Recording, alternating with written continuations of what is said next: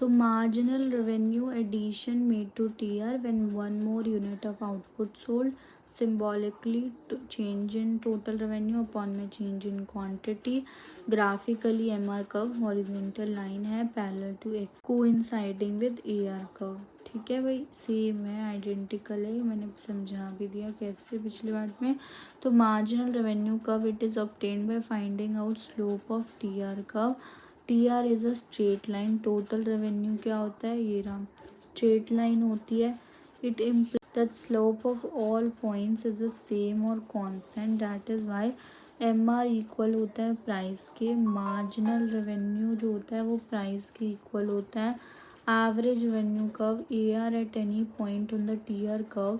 जो average revenue curve है AR जो है कोई भी point on TR curve is the slope of straight line from the origin to that on TR curve the value of slope remains constant, the result is horizontal.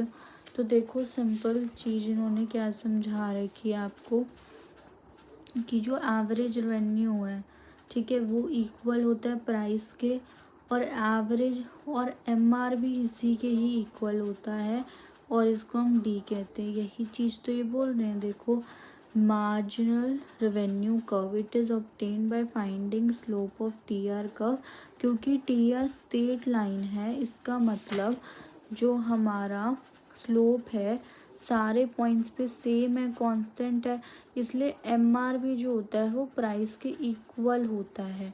अगर MR price के equal है तो हमें पता है average revenue भी हमारा price के इक्वल होता है.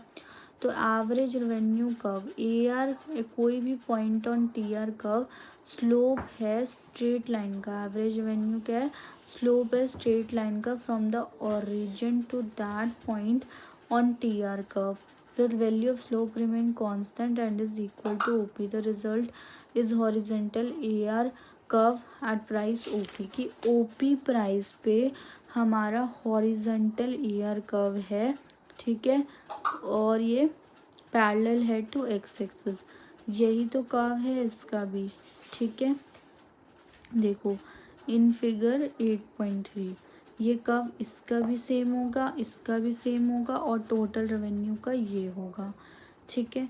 तो यहाँ तक की बहुत अच्छे से अंडरस्टैंडिंग चाहिए, तब हम चैप्टर में आगे बढ़ सकते हैं, ठीक है. क्योंकि अब आ जाता है equilibrium of firm short run, कि शॉर्ट रन में फर्म का इक्विलिब्रियम कैसे होता है.